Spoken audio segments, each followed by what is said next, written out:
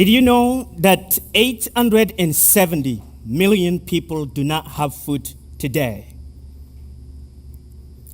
Over 2.5 million children die every single year because they do not have food. Those facts come from the United Nations World Food Program. I thought, wait a minute. Their studies show in 2012 that malaria, tuberculosis, and HIV combined kill fewer people compared to hunger itself. Hunger kills many people every year than HIV, malaria, and tuberculosis together.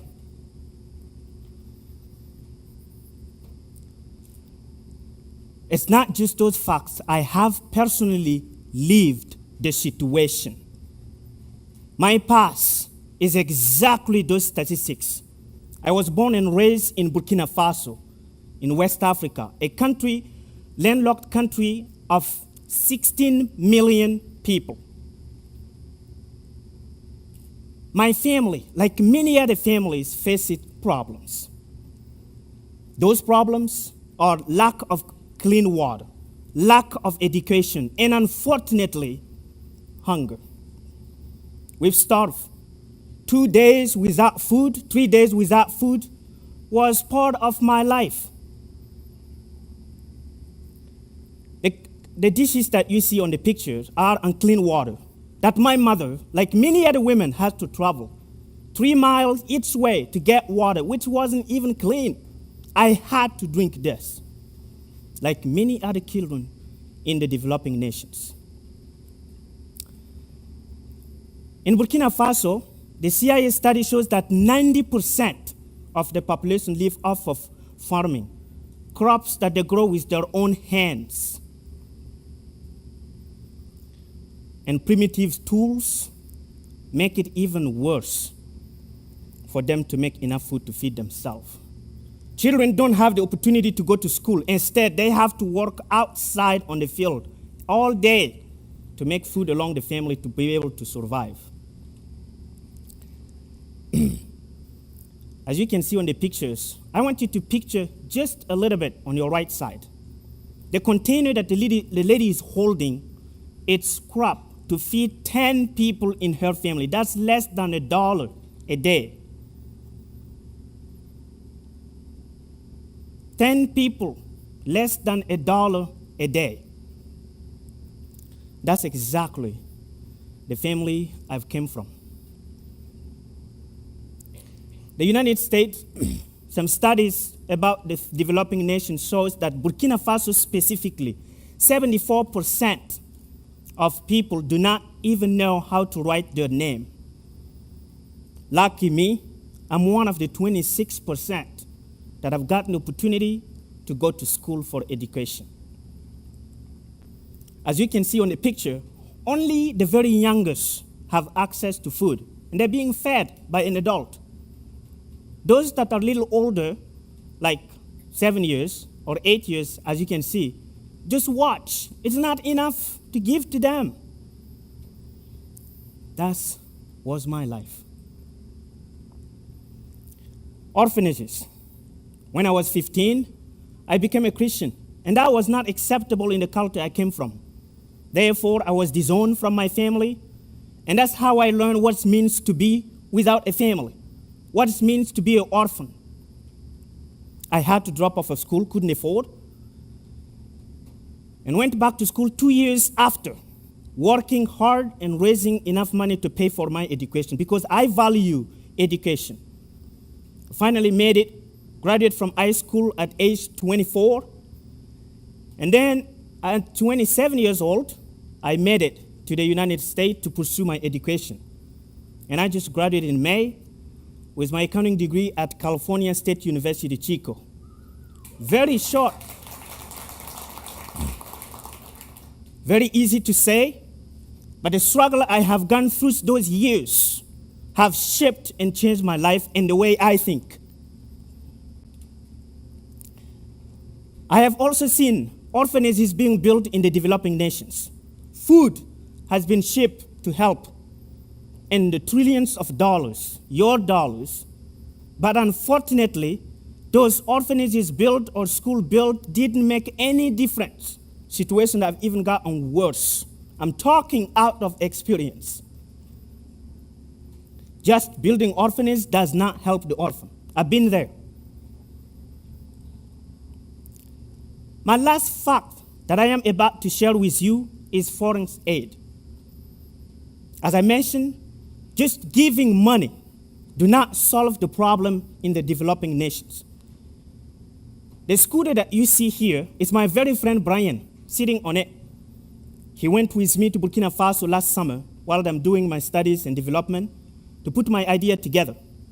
What we found was this: a scooter supposed to be an ambulance given to a village of almost 5,000 people so that folks who are sick would be taken to the city to be treated. Unfortunately, 6 months after it was given, it was broken, and no one knew how to fix that equipment. As you can see, the tires, the chain, all messed up. Just giving them motorcycles, scooters like this, millions of dollars, building schools, just this doesn't solve the problem. I, like you, was overwhelmed with those problems, but yet motivated to seek for a solution. I started focusing on sustainability, cost-effective, simple solutions, but using local resources. My idea has 3 steps into it to solve the problem of hunger in the world. First, education. I believe in education. I wouldn't be thinking the way I do today if I did not go to school. In 2009, I selected 5 families. Each of them has adopted at least 1 orphan. I've given them bulls, local resource, and plows, local resource, and I trained them how to utilize them to farm their own field rather than just with their hands. I taught them how to make food for themselves. I did not just give it to them. I believe that teaching people, educating them how to utilize what is given to them is significant to help them build their own resources and be self-sufficient, to feeding themselves. As a result of the training that they got, their crops start to look better, healthier, and they start producing more.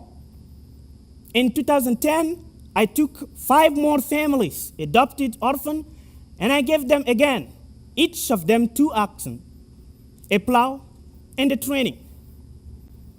Those that we've helped in 2009, by 2011, 2 years, they've made 3 times, 4 times than they've ever made in a year. They even made a surplus.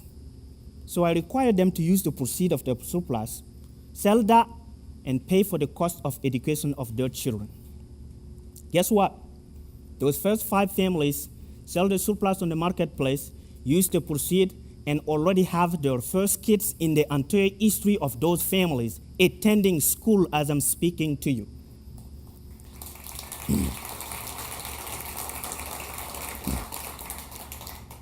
That is the key to changing the way things are done in the developing nations. Education, I believe, is gold. It's the most effective key that can solve the problem of hunger so that the 870 million will have access to food by themselves. The next round of family that we've given, the 2 oxen and a plow, they, from 2010 to 2012, just sent their first kids to school 2 weeks ago, and I'm still waiting for pictures. 10 kids at school, paid by themselves. The parents take care of that, after ensuring that every single person in the family have enough food to eat. Next, my number 2 thing is training. Any success without a successor is a failure. Just giving them bulls and plows Just giving them a scooter, ambulance like you've seen in the picture, just giving them money does not solve the problem. We got to train the developing nations how to handle their own issues. I also saw that by training, we can bring people up to their own expectation. On that picture, I want you to look at your right side. That lady that is at your left side, that lady is working her buns off. She's doing her best, but it's just not the right equipment that can provide her with food to feed her family and send her kids to school. Never happened. But with the bulls and the plow, after the training, work is fun. Everybody want to see it. Everybody want to enjoy it. There is no excuse for not sending your kids to school because the oxen replaced the school on the field. I designed a well, clean water well that now provides 4,000 people with clean water every single day. That's not just my point. I've selected four women in the village and trained those 4 women how to clean the well, make sure it's clean all the time. And 3 men, we've trained them how to fix the well when it's broken. You don't just design it, drill it, and then leave. No. I've trained them how to utilize it. And today, even though I'm not there, they're doing amazingly great. I believe that by training them, we're making them responsible of their own issues. We're making them accountable of their own problems. We're making them the leaders to take in hands their own situations and deal with it. Last but not least, sustainability. I don't just give them the plows. No. I made sure that they train, and because of the training, they're capable of making enough crop to feed every single person in the family. A medium-sized family is 12 people. Everybody get food. On top of that, their surplus is sold, and kids get the opportunity to go to school rather than working on the farm. That's the first key. The well that we've designed and drilled for them, the women, those 4 women are handy, responsible, taking care of it every single day, making sure that it's clean. They feel so honored. They feel so responsible. Those 3 men are working to maintain it, make sure it's fixed if it's broken, so every single person can have access to clean water on a daily basis. We've also built a trough away from the well that provides the same clean water to the bulls. If we want them to work on the field for people, we got to make sure they're healthy. That's sustainability. And the good news is, 5 years after we've given them the oxen and the plow, because they've taught how to take care of the oxen, and oxen have access to clean water, guess what? They grow bigger and bigger. So at 5 years, I required those families to sell their bulls because they're big enough. When your car broke or you use it for 5 years, you got to give it away or recycle it. The bulls is the opposite. When you use them to produce a lot of food to feed in your family and pay for your kids to go to school, after 5 years, you sell them and make double of how much you get them at the beginning.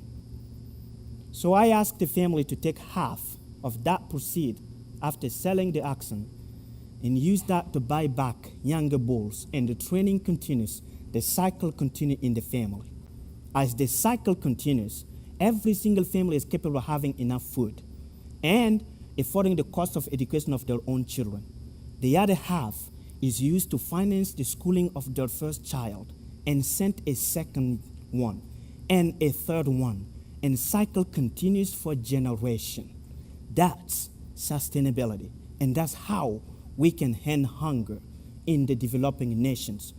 Although local resources might be different from one nation to the other, the idea remains the same. using local resources in a strategic and sustainable way that people would be able to produce for themselves and be responsible. That can be done through education, training, and sustainability.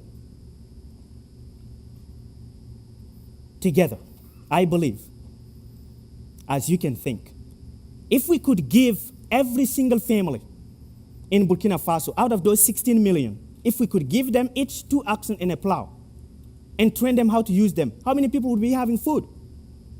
How many children would be going to school? How about if we apply that to Togo, Benin, Senegal, Chad? How about Haiti, Papua New Guinea? Wouldn't we end the hunger and give opportunity to those who can't afford to have food? I believe that together, every family, 2 oxen and a plow, 1 child at a time, we can solve the hunger problem in the world. Thank you.